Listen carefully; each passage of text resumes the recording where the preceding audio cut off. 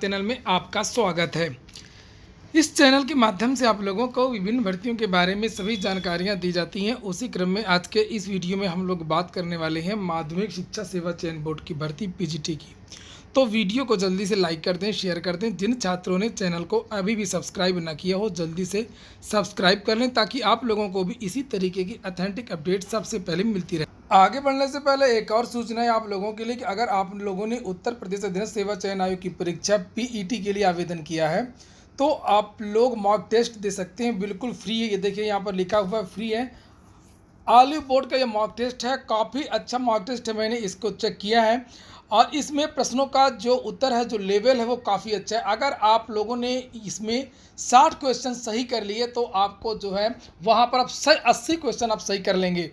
Mock test देने के बहुत सारे फ़ायदे भी होते हैं, जैसे प्रत्येक विद्यार्थी को मालूम चल जाता है कि आपकी क्या मजबूती है, क्या आपकी कमजोरी है, किन किन विषयों में ज़्यादा ध्यान देना है और आपका जो इसमें रैंक भी मालूम चल जाएगी कि आपकी जो नेशनल लेवल की रैंक है वो कितनी है, स्टेट लेवल की जो रैंक है वो कितनी है और जो प्रश्न है उनके उत्तर भी इस मॉक टेस्ट में आपको पता चल जाएंगे। करना कुछ नहीं है, मैंने एक लिंक आपको दे दी है डिस्क्रिप्शन बॉक्स में, कमेंट बॉक्स में भी दे दूंगा और जैसे ही आप लोग लिंक को क्लिक करेंगे वैसे ईमेल डालिए, पासवर्ड डालिए और मोबाइल नंबर डालिए, वैसे ये पेज खुल जाएगा और यहाँ पर जो है ये टेक टेस्ट वाला ऑप्शन है, यहाँ पर आप लोग क्लिक करें तो इस तरीके से खुल जाएगा। इसमें बिल्कुल उसी तरीके से बताया कि जैसे देखिए यहाँ पर 1/4 की नेगेटिव मार्किंग है और सब कुछ दिया हुआ है। तो जाइए जल्दी से टेस्ट दीजिए और कमेंट बॉक्स में बताइए कि आपके कितने प्रश्न सही हो रहे हैं। चलिए शुरू करते हैं। और पीजीटी के कट ऑफ के बारे में बहुत सारे विद्यार्थी जिस दिन से परीक्षा हुई 17 तारीख से उस दिन से विद्यार्थी कर सर इसमें एक सुरक्षित स्कोर के बारे में बताइए, चूंकि इस बार जो टीजीटी और पीजीटी के जो पेपर का जो पैटर्न है वो बिल्कुल बदला हुआ पिछली बार से, इसलिए बहुत कुछ नहीं कहा जा सकता है। लेकिन हाँ, जो मेरा सर्वे है और सर्वे जानते हैं कि मैं इस पर पोल नहीं मैंने करवाया, ना मैं करवाता हूँ पोल, चूँकि ये बहुमत से कट ऑफ नहीं बनता है और ज़्यादातर जो इसमें विद्यार्थी हैं बहुत सारे वो भीड़ बढ़ाने वाले होते हैं, इसलिए कट ऑफ के लिए जो मैंने आंकड़े इकट्ठे किए हैं वो ऐसे छात्रों से इकट्ठे किए हैं जो टीचर हैं, जो पढ़ाते हैं या जो खुद लगातार इंटरव्यू इत्यादि जिन्होंने पिछली बार इंटरव्यू दिया है और वहीं पर कुछ छात्र जो चयनित भी हैं विभिन्न प्रतियोगी परीक्षाओं में, तो वो भी पीजीटी की जो है परीक्षा देते हैं, टीजीटी के अच्छे छात्र हैं। तो और मेरी आदत है कि मैं केवल व्हाट्सएप या यूट्यूब से आंकड़े इकट्ठे नहीं करता हूं, मैं डायरेक्ट विद्यार्थियों से मिलता हूं, मैं उस जगह जाता हूं तब मेरे पास आंकड़े आते हैं और आंकड़े आ चुके हैं बहुत सारे विषयों के। इसलिए हम लोग शुरू करते हैं। सबसे पहले हम लोग लेते हैं संस्कृत विषय को, चूँकि पीजीटी में ज़्यादा सीटें थी नहीं किसी भी सब्जेक्ट में, अगर एक आध विषय को छोड़ दिया जाए तो ज़्यादा सीटें नहीं थी, इसलिए संस्कृत की जो कटाव संस्कृत में जो सीटें थी वो लगभग 232 सीटें थी। इसलिए जो संस्कृत की जो कटाव है वो 96 पे जो है वो इंटरव्यू के लिए कॉलिंग हो सकती है और अगर आपका 102 या 103 है तो आपका चयन हो सकता है। क्योंकि आपको पता होगा कि 425 नंबर का जो लिखित परीक्षा होती है इसमें 50 नंबर का इंटरव्यू होता है और 25 नंबर अगर आप लोगों ने डॉक्टरेट की उपाधि ली हुई है या एमएड किया है। डॉक्टरेट या एमएड में आपको मिलते हैं 10-10 नंबर और यानी कि 2-2% पूरे पूर्णांक का, और अगर आपने बीएड किया है तो उसका 5% मिलता है। अगर आपने एमएड किया है और अब बीएड तो आप करेंगे, इसलिए एमएड बीएड का अलग अलग नंबर नहीं जुड़ता है, केवल बीएड एमएड किया तो केवल एमएड का नंबर जुड़ेगा और डॉक्टरेट का भी नंबर जुड़ेगा अगर आपने डॉक्टरेट की उपाधि पीएचडी वगैरह है आपके पास। और अगर उत्कृष्ट खिलाड़ी है तो उसका भी 10 नंबर जो है वो मिलता है, 5 नंबर मिलता है, उसका 5 नंबर मिलता है 1%। तो इस तरीके से 25 नंबर ये विशेष होते हैं। तो चयन में इसकी भी बहुत महती भूमिका होती है और साक्षात्कार का तो होता ही है, क्योंकि पीजीटी में इस बार भी साक्षात्कार तो वो भी बहुत बड़ा रोल प्ले करेगा इसमें। इसलिए संस्कृत में 96 के ऊपर में साक्षात्कार हो सकता है सामान्य वर्ग का, और अगर 105 के आसपास हैं तो आप अंतिम रूप से चयनित तो हो सकते हैं। और वहीं पर अगर ओबीसी की बात करें तो ओबीसी के लिए मैं सभी के लिए वो बोलते रहा हूँ जितनी भी हैं लगभग, तो उनमें ओबीसी अपने 2 प्रश्न कम कर लें और जो एससी के छात्र हैं वो 5 से 6 प्रश्न कम कर लें। ईडब्ल्यूएस के जो विद्यार्थी हैं वो भी 2 नंबर ही कम करें। ईडब्ल्यूएस का जो है, चूँकि पहली बार ईडब्ल्यूएस का लाभ ले पा रहे हैं इस बार, अगली बार से ईडब्ल्यूएस की कटाव ज़्यादा जाएगी, इस बार ईडब्ल्यूएस की जो कटाव है वो कम रहेगी। चूँकि बहुत सारे लोगों का प्रमाण पत्र भी बना भी नहीं है, जागरूक भी नहीं थे, और इसलिए ओबीसी ईडब्ल्यूएस की बराबर रहेगी। ईडब्ल्यूएस का आप 2 प्रश्न कम प्रत्येक कटाप में मानिए कि मैं सब में ये चीज़ें नहीं बताऊंगा। और एससी की जो कटाप है वो 5 से 6 प्रश्न कम जाती है, एससी में काफ़ी अंतर रहता है। अब हम लोग शुरू करते हैं अंग्रेजी में। तो अंग्रेजी में लगभग 269 पुरुष वर्ग में और लगभग 28 सीटें थी वो महिला वर्ग में। तो अंग्रेजी की अगर हम लोग बात करें तो इंग्लिश की जो कटाप है इस बार भी जिस तरीके की टीजीटी है उसी तरीके से ये भी लगभग 85 प्रश्न के अगर आसपास हैं, 85 तो 85 से 90, 85 से 90 हैं। तो इसमें आपको साक्षात्कार और इसमें 90 से 92 के आसपास हैं। तो इसमें आपका चयन जो है वो अंतिम रूप से हो सकता है। हिंदी तो ऐसा विषय है जिसकी चाहे जो परीक्षा हो सब में जो है कटाप ज़्यादा जाती है, चाहे वो एलटी हो, चाहे वो टीजीटी हो, चाहे वो ये पीजीटी हो। इसलिए हिंदी की जो कटाप मानी गई है वो 100 से लेकर के 105 के आसपास हिंदी की कटाप होनी चाहिए। 100 जिनका छात्र है उनको साक्षात्कार के लिए बुलावा आएगा और 105 जिनका है वो चयनित हो जाएंगे। 100 वाले भी चयनित हो सकते हैं अगर आप लोगों के पास जो है एमएड इत्यादि हैं, उत्कृष्ट खिलाड़ी हैं, या कुछ इंटरव्यू में बहुत ज़्यादा नंबर मिल जाते हैं तो वो भी कुछ उसका भी रोल हो सकता है। इसके बाद में हम लोग बात करते हैं इतिहास बहुचर्चित विषय की। तो इतिहास का जो पेपर था वो इस बार भी कठिन आया था, जिस तरीके से टीजीटी का पेपर था उसी तरीके से इतिहास का। अच्छा, शुरू में इतिहास के बारे में बहुत चर्चा हुई थी कि पेपर ज़्यादा कठिन नहीं है, 10-12 क्वेश्चन बहुत ज़्यादा कठिन आए हैं और बाकी तो ठीक है, कुछ क्वेश्चन रिपीट भी हुआ है। लेकिन जैसे ही आंसर की आई है और वैसे ही विद्यार्थियों के जो हौसले वो पस्त हो गए हैं। काफ़ी फेरबदल हुआ है उत्तर कुंजी को लेकर के, आज के समाचार पत्रों में भी जानकारी दी गई, बहुत गड़बड़ियाँ हैं लगभग सभी विषय में। तो इतिहास में बताया ये जा रहा कि 95 जिनके नंबर हैं वो सुरक्षित हैं, उनको जो है कॉलिंग आ जाएगी, और जिनके 100 नंबर हैं वो अंतिम रूप से जो है वो चयनित हो सकते हैं बिना किसी समस्या के।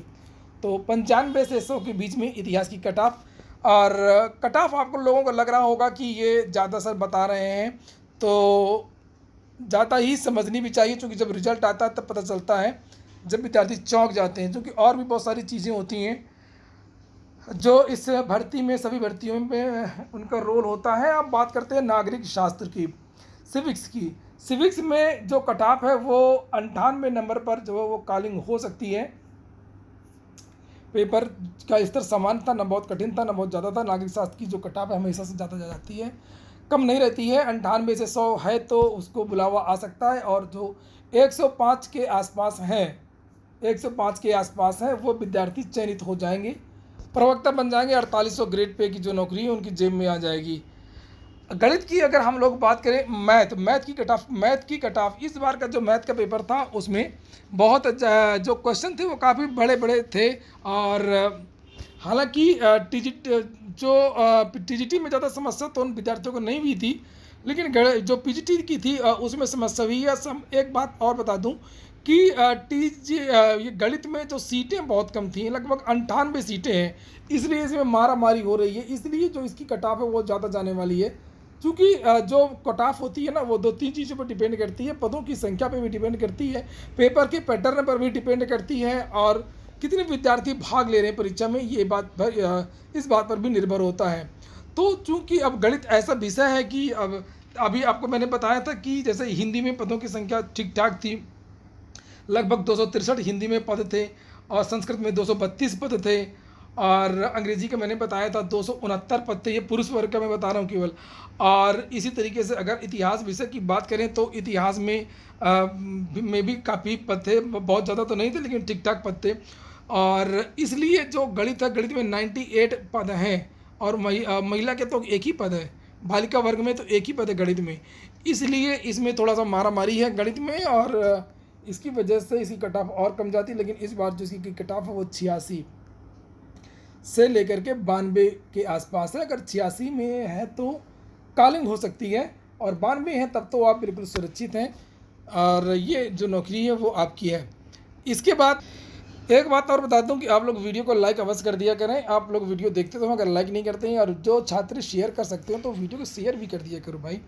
और भौतिक विज्ञान में 148 सीटें थीं पुरुष वर्ग में, यानी कि बालक वर्ग में। बालिका की 10 सीटें, बालिका वर्ग की जो सीटें थी वो कम थी। तो फिजिक्स की जो कट ऑफ है वो जा सकती है 90 के आसपास हो सकती है। 90 से ये 2 प्रश्न कम या 2 प्रश्न ज़्यादा, यानी कि ये जो घूम सकती है 88 से लेकर के 92 के बीच में। 88 में कॉलिंग भी आ सकती है, और 92 में जो 92 या 93 अगर आपका है तब तो आप चयनित हो जाएंगे। इसी तरीके से केमिस्ट्री में तो काफ़ी उतार चढ़ाव, कुछ लड़कों का तो बहुत ही कम है, कुछ लड़कों का बहुत ज़्यादा है। 160 सीटें हैं इसमें और 11 सीटें बालिका वर्ग में हैं।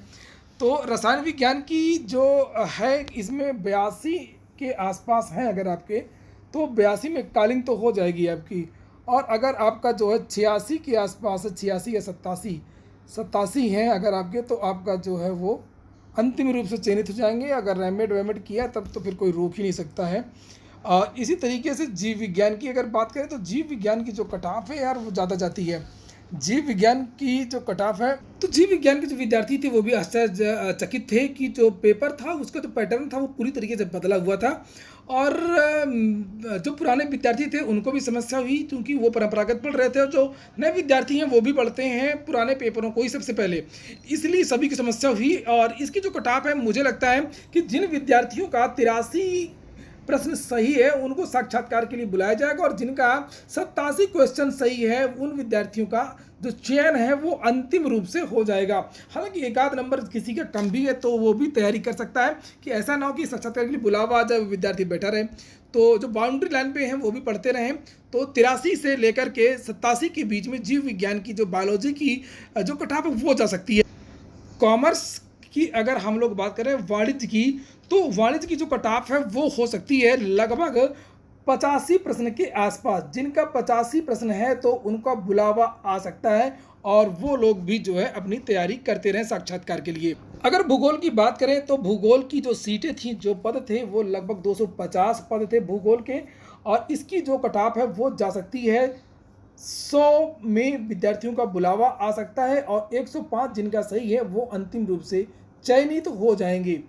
तो ये है, और इसमें मैंने बताया कि 2-3 चीज़ें भी और काउंट करती हैं, जैसे डॉक्टरेट के नंबर, उत्कृष्ट खिलाड़ी के नंबर, अगर आपने एमएड किया है तो उसके नंबर, तो एमएड के 10 नंबर, डॉक्टरेट के 10 नंबर, और उत्कृष्ट खिलाड़ी के 5 नंबर, बीएड के 5 नंबर, और बीएड या एमएड में केवल 5 नंबर मिलता है। बीएड या एमएड में केवल एक जुड़ेगा, वो भी एमएड का 10 नंबर मिलता है।